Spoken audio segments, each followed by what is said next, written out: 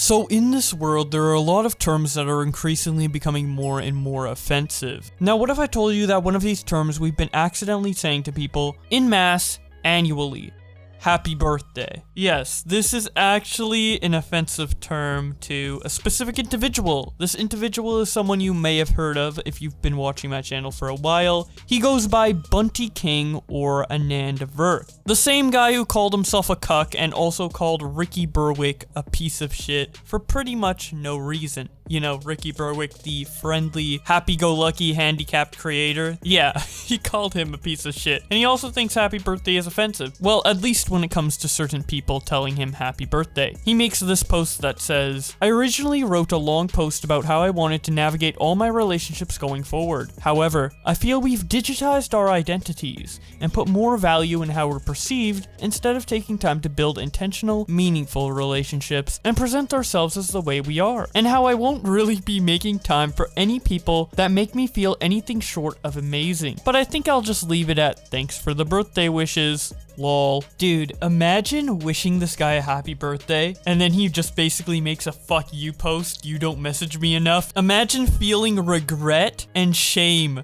for wishing someone a happy birthday. Just, God, man, this guy. Anyways, that's just the tip of the iceberg when it comes to this guy's narcissism. Because a couple months later, he made this Facebook post that says, Hi, I'm trying to clean up my friends list on here and bring myself down to the low hundreds from the thousands. My values have shifted dramatically over the past several months, and I don't see the point of having such a bloated friends list. So if you see this post and think, it would be kind of awkward if I bumped into him IRL, wouldn't know what to say, wouldn't be able to really make good conversation. Well, chances are that the feelings are mutual. So if you could head over to my profile and hit unfriend, that would be absolutely swell. The world has too many people in it for connections that aren't going anywhere. Thanks. Edit. Yo, is there a way to mass unfriend people on this website? Or do I have to go and unfriend 2K people for real? Jeez, man. Holy shit. Now, something that was a little interesting about this post is when he said it would be awkward to bump into them IRL. Even if I didn't have like a really strong, genuine connection with someone and I haven't talked to them in like, let's say 3 years or something, if I bumped into them IRL, it wouldn't be awkward.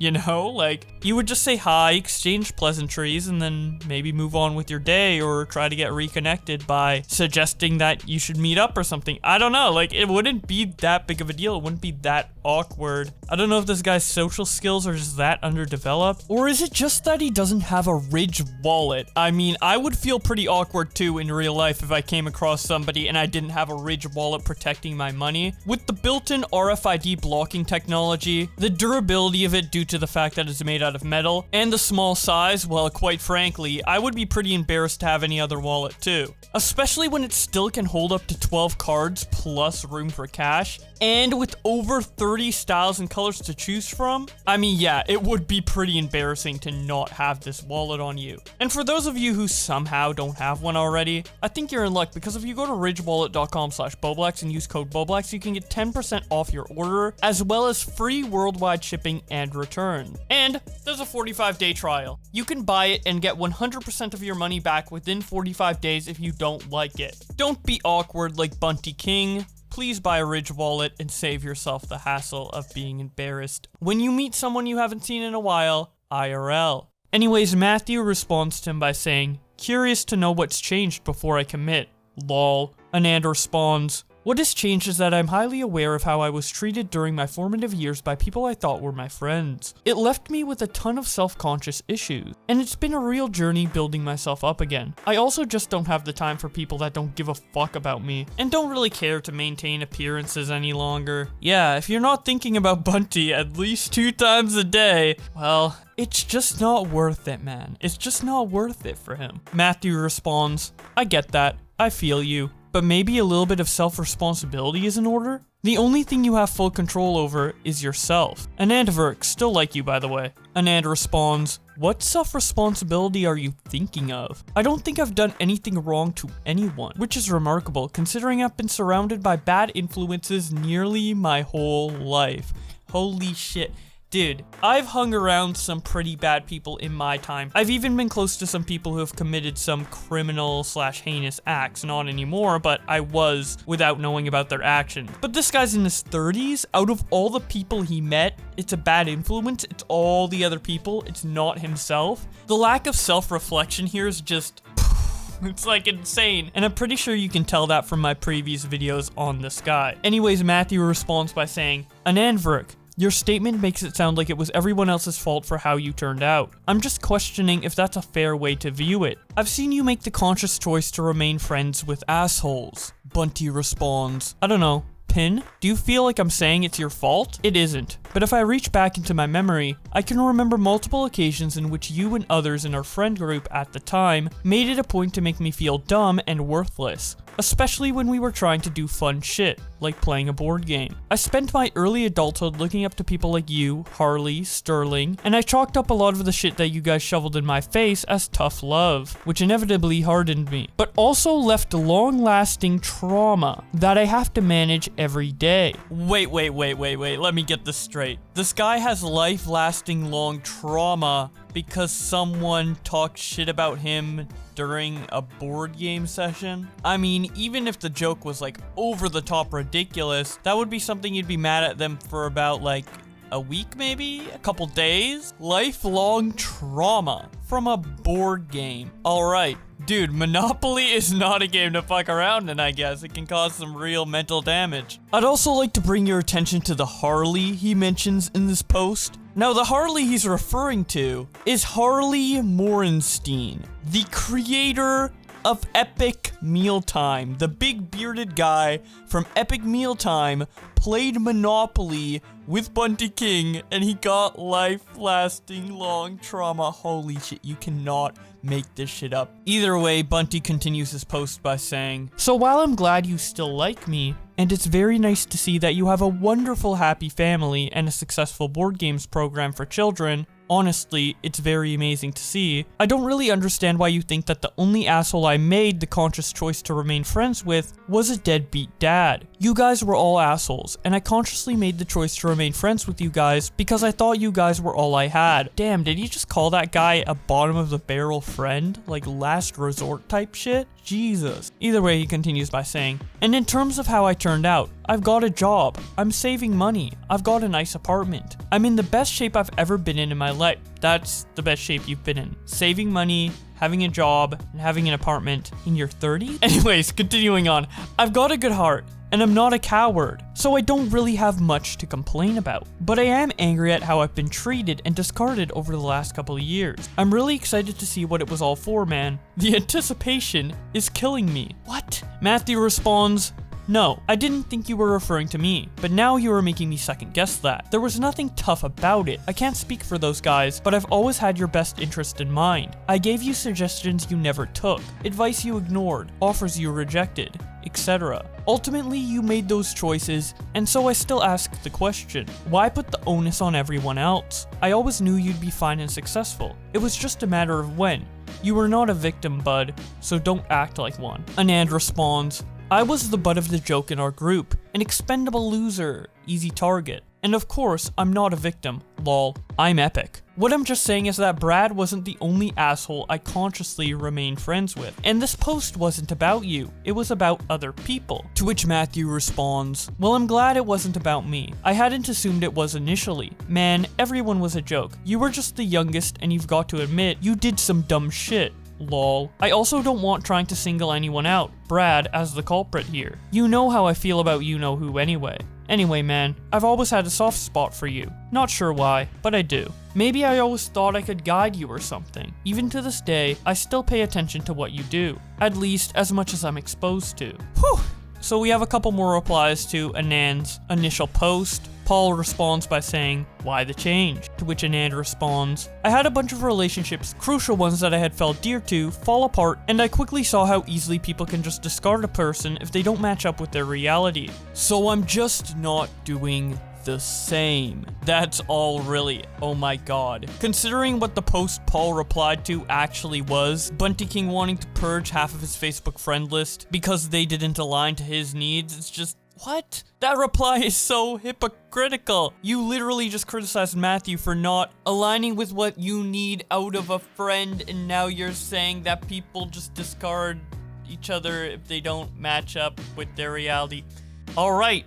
Moraine says, I doubt someone would find it awkward to run into you since you're adorable, but I get the feeling. Anand responds, there's plenty of people who can't look at me, Moran. Miss you. Come visit me at my new place. Oh god, I hope that one works out for you, buddy. I hope you don't get cut like the last time, man. Anyways, you're probably wondering, why am I dissecting this man's Facebook posts? And why am I painting everything he's saying in a negative light? It kind of feels like I might be stretching a bit, right? Well, for those of you who've not seen my previous videos on Bunty King, he's just this insanely narcissistic, victimizing asshole who's treated almost everybody he's come across like shit, discarding them in the same way that he seems to be discarding these Facebook friends. There's been a lot of content documenting this, so I'm not going to go over all of it, but one of the biggest videos documenting this stuff is a video by Nicholas Diorio. And in it, one of the many things he highlights is Bunty King's financial irresponsibility, and his passion to play video games at the highest maximum settings. Here is that clip.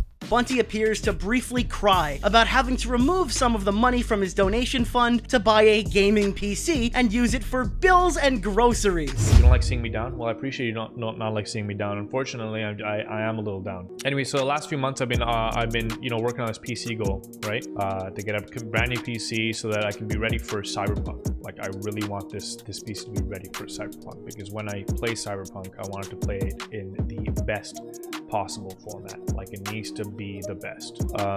Unfortunately though, because I live on my own, which is a great thing. I live on my own now with Aaron, but you know, I've run into quite a few financial engagements that I need to take care of, and one of those, you know, happens to be bills. Lots of fucking bills, groceries, things like that. So I've had to dip into those funds for the PC to kind of take care of that.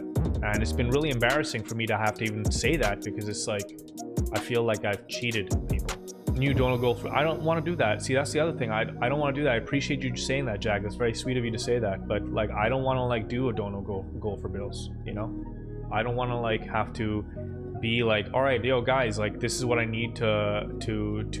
He goes on to explain how he would never crowdfund for bills or ask his fans to pay for bills, but just a few weeks later, Bunty requested $1,400 from his fans to fund his vacation to find a job in Gamescom at the last possible minute. So why did I show you this? Well, Nicholas Diorio did the admittedly asshole move and sent this DM to Bunty King on Instagram at 1 AM. He says, hey man, I know we've had our ups and mostly downs, but I sincerely wanted to thank you. With the money I've made absolutely trashing your reputation, I've been able to purchase a gaming PC capable of playing Cyberpunk on max settings, the way the developers meant for it to be played. Thank you. I'll let you know how it goes. So after seeing this, Bunty King decided to screenshot it and share it with one of his good friends who is also a big political YouTuber, Chris Raygun. He then tweets it out with the caption, I've critiqued plenty of people throughout my time on YouTube, but never did it even cross my mind to be this sociopathically petty to people I've criticized. I don't know who Nick is, but he sent this to a friend of mine, and it's honestly just fucking unhinged. Obviously, a lot of creators know the situation between Bunty King and Nicholas Diorio, so a lot of people started to sarcastically respond to Chris's tweet. This first one comes from John Swan, who says,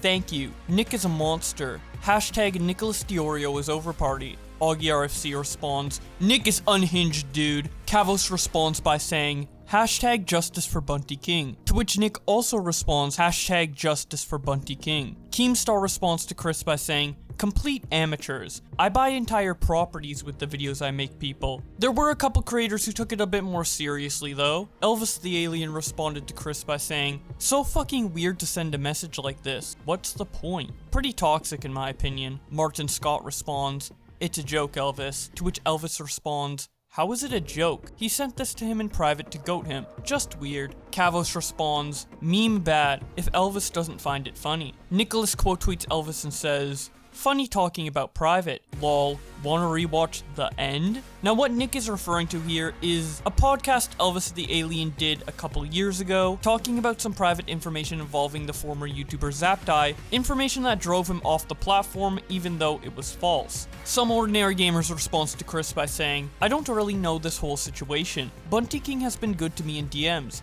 and recently we chatted about futures. He's been getting his shit together, and I'm proud of him. Best that both sides just go their own ways. I also dislike financial situations used against each other." Ethan Klein responds to Chris by saying, "Completely normal DM to send at 1 AM, to which Nick responds, "Good evening, Ethan. It's 2:21 AM right now. Permission to reply?" Bakino responds to Chris's tweet by saying, "This tweet loses all validity when you realize that this was sent to Bunty King. Lol. Yeah, man.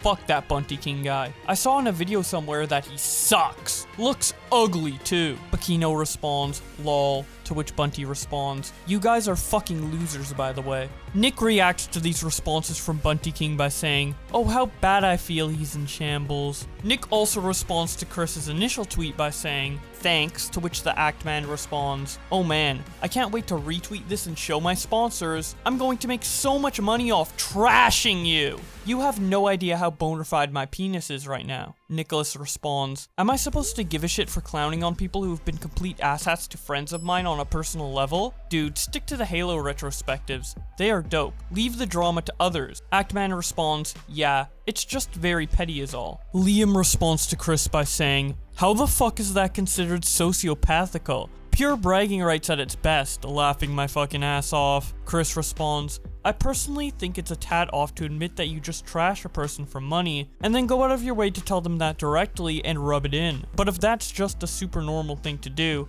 then I guess I'm the weird one." Kavos responds to him by saying, "It obviously wasn't just for money. It's Bunty King. He isn't exactly a lucrative topic. Nick just found a topic no one gave a fuck about and made it something entertaining and somehow made money from it." Chris responds, "It's one thing to milk a subject, but it's another to think, I want to let him know how well I'm doing and how happy I am trashing his rep. I don't know, man. I've never once been compelled to do that. Seems like some Saturday morning cartoon bad guy shit." Kavos responds, "It's a brag / rubbing in his face. It's hardly sociopathic. Lol." Nick then responds, "It's almost like I'm allowed to respond to someone when called piss baby and drama cuck for months. Lol. I'm sorry this dude got so bent out of shape about it." I respond to Chris by saying, "It's a bit weird that this person called Ricky Berwick a piece of shit for no reason, and provided nothing to back up his claim. Nick is an asshole, but Bunty is too, so I don't feel bad." Nick then responds, "At least I don't try to market myself as a nice guy. Nice guys finish last, I've heard, with girls too." Thairjaw responds, "That sounds like it's from experience." Nick then replies, "Well yeah, I watched Bunty's cuck videos." Tommy C responded to Chris Raygun with this Twitter video. "Hey Chris, tone it down a little bit because, I mean, let's keep in mind who you're defending. What Nick did was crappy, I told him so. But let's keep in mind who you're talking about here. And all the bullshit and lies and the crappy things that Bunty King has done to other people. Just recently writing on Facebook that his former friend, which you would probably be too if you didn't have clout still, was a deadbeat father. So please, the high horse, get off it. He gets one sort of petty tweet to bust his balls, and you're acting like it's psychopathy. You just tone it down a little bit. Bunty's a psychopath himself." Chris then responds with a Twitter video of his own. Tommy, oh my god, I look terrible. This isn't really about Bunty. That's kind of the point. I wouldn't send a message like that to fucking Keemstar. I wouldn't send a message like that to fucking Jeffrey Epstein. There's just something so fucking bizarre about being like, hey, you know, I'm gonna make a lot of money trashing this human being. And then just be like, oh yeah, I'm not satisfied with just the amount of money that I'm making. I'm not satisfied with the amount of clout that I have because of it. All I really want is to just let the person know. I want to get in contact with him and be like, hey, just letting you know I'm having a great time as I trash your reputation. I don't care whose reputation it is. It doesn't matter. It's still really creepy. I've dealt with some genuine insane people. I've criticized people who are fucking mental, dude. And not once didn't cross my mind to be like, oh, I should let this person know that I'm having a great time doing this. It's just a weird fucking thing. And you don't think I've talked to Bunty about all the stupid shit he's done? Like, give me a fucking break. It's fine. I don't even have a problem with him milking the subject of Bunty King. He can make videos for the rest of the time, honestly. It's a free country.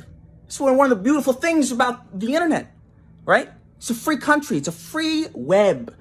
But I do think there's like a level of just like, what would compel you to just do that? I don't know. There's something like really mundane about it that you would almost think like, why would you even go through the effort to type this message out to somebody? That's just my opinion, I guess. I'm not the kind of person to do this sort of thing, so it's just alien to me. But like I said, I don't know who Nick is. I just saw this message and it was just like, what the fuck? This is such a weird message to send to anyone. It's just weird. I will get a haircut. Believe me, I'm not happy. I'm not happy about it either. Nick responds to this video from Chris by saying, I'm having a good time reading your tweets. Lock me up in the psych ward. Ricky Berwick responds by saying this. You wanna know what's funny? Nick probably didn't make a dime from those goddamn videos. Cause there's so much fucking curse words. Like, good luck! Good luck getting past that YouTube algorithm, okay? Creepshow Art tweets out, Guys, I'm high, and I keep laughing at the message that Nicholas Diorio sent to Bunty King, and how people are mad about it, like, did Nick just invent comedy? Cecil McFly responds, These people forget they made their popularity on shitting on feminists in a funny way. Creepshow responds, I literally sat there and was like, huh? Really? Did you guys think no one remembers 2016? Nick continued to tweet about this on his timeline by saying, the way Chris worded that tweet made it sound like I committed a crime or something, laughing my ass off. If he just called it petty, I don't think he'd be getting dragged this hard. Yeah, it was petty. But at the end of the day, it was dudes giggling in a Discord chat saying, you won't send that.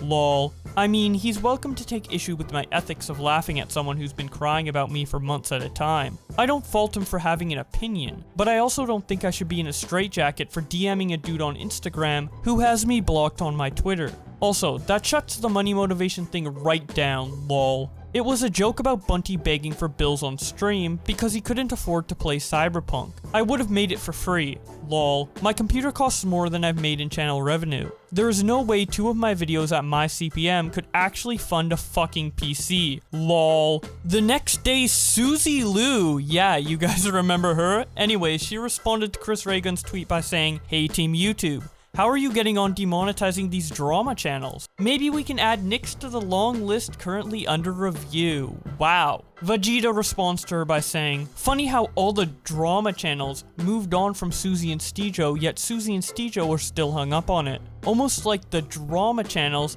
ain't the bad guys in this. Suzy responds, they can move on all they want, but I'm just getting started with them. To which Vegeta responds, like literally this is the last coverage per drama channel. Swan, 2 months ago. Augie, deleted them. Nick Diorio, 3 months ago. Bowblax a month ago. And Tipster, 1 month ago. Plenty of much bigger stories came along that in all honesty took the heat off you, Suzy. So why start the flames again? Suzy responds, I'm not letting them just move on to harass other people. If you think their behavior is acceptable, then get off my Twitter. I would like to remind you that in my videos, all I do is read tweets. This video you're watching right now is actually the most by far that I've ever interjected my opinion onto other tweets, and it's something I kind of want to do a little bit more going forward. But I do like to keep stuff as objective as possible, and in the Suzy Lu videos in particular, all I literally did was just read her tweets. Anyways, Vegeta responds to Suzy by saying, plus, Chris Hansen's coverage they did isn't harassment, as they've literally done nothing but called him out on his BS. They've been doing the same for the Sanders guy,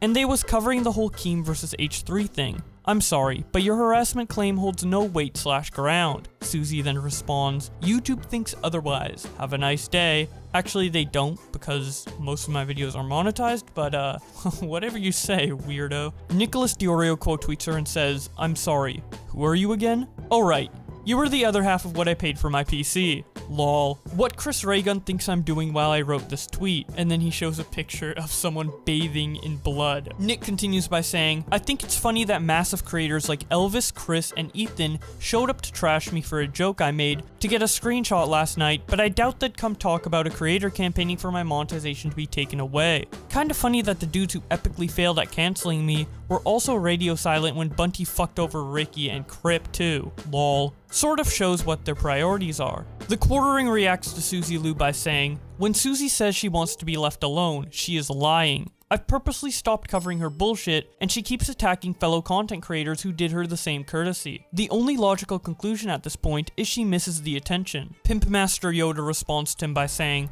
they also lost their Patreon, got forced to delete videos with millions of views, permanently screwing up their channel's analytics for months to come, and looked like a fool trying to lie through their teeth. Even if she gets them demonetized, it doesn't equal the damage she took. Nick responds to the Quartering by saying, yeah, I hardly speak about her unless it's integral to the discussion. My last video was in March, laughing my fucking ass off. Imagine being that mad for this long. Now let's rewind a bit to get to Bunty's response. He quote tweeted Chris and said, I believe that every gamer deserves to play Cyberpunk 2077 at max setting, the way the developers intended for it to be played. Very happy to hear that they will be playing Cyberpunk 2077 at max settings, the way the developer intended for it to be played. I will be playing on Leapfrog. Pugnant responds to Bunty by saying, it's all good, Bunty. Nick cried on stream when people saw he got friend-zoned by a chick he was trying to impress Twitter with. Bunty quote tweets this and says, I genuinely do not care about his love life, or his misadventures on the internet. Lol. Greasy Kid messaged me at 1 AM while I was playing Siege with a friend, and I only saw it a day later. I have zero desire to laugh at people for their relationship problems. Needlessly cruel, and it would be peasant mindset in action. Stop sending me clips of other live streams going in on him, or anyone else that doesn't like me. You guys are all part of the same perpetual bullshit that I want nothing to do with, and it's literal AIDS for the mind, body, and soul. Bunty King also quote tweets Cavos' justice for Bunty King by saying, hey big book of British smiles, no one is asking for justice. Point is your unaesthetic friend went out of his way to ruin my reputation and gloated about it in my DMs on Instagram at 1 AM because he's a vindictive fuck that can't let shit go / leave me alone. For the past month or so, I've literally been doing my own thing, bothering no one. I don't even provide any form of commentary on your dogshit communities anymore, but for some reason, I'm still someone worth targeting. All stemming from a fucking 2016 breakup video no less. Lol. Just make a video, man. Get more involved with the drama, man. Spend precious time in your day editing a video where you respond to character assassinations and bad faith personality assessments, man. No lol. I think I'll just play video games and talk shit on Twitter. Nick then started to get some hate in his Instagram DMs when someone named Roman NC DM'd him, hey man, please do me a favor and kill yourself. You are already king-sized and you don't need to be shitting more. So fat you bring your hockey tram in last place, because they can't bench you because you will break the bench. So please die. Nick responds to this by saying, I'd make a video on you, but not enough people know who you are and therefore I won't be able to afford a PC. Tedious responds to Nick by saying, Nick really out here collecting high-end gaming PCs as hunting trophies. Probably doesn't even use them, just hangs them over his fireplace or some shit. Nick responds, for every $100 I make off my demonetized ass channel, I seriously purchase another $4,000 Alienware and hide them under my bed. Or I'm joking. One of the two. And that is about it for the drama between Nicholas Diorio, Bunty King, and somehow Suzy Lu. My opinion on this is pretty transparent. Nick is my friend. I don't like what Bunty King did to my other friend Ricky, but I am willing to admit that a lot of what Nick said did go too far, and I personally would never gloat in people's DMs, but that's just my opinion. I would love to hear yours in the comment section below, even if it's different from mine. If you want to keep up to date with all the drama, be sure to subscribe with notifications on, follow me on Twitter to keep up to date with stuff in real time, and follow me on Storyfire to get videos early. Thank you so much to my channel members for supporting the channel, in particular Alexis, Mr. Personality, The Dank Memes Plays, Astemic, and Pescator for $30 a month, Rubybox Fox for $40 a month, and Boar for $50 a month. Your donations mean a lot to me, it helps my channel immensely. Astemic also DM'd me saying he wanted to shout out Lord Vega for his donation, so shout out to Lord Vega. He makes great content, you should check it out. But with all that being said, thank you guys so much for watching, and I will see you in another video.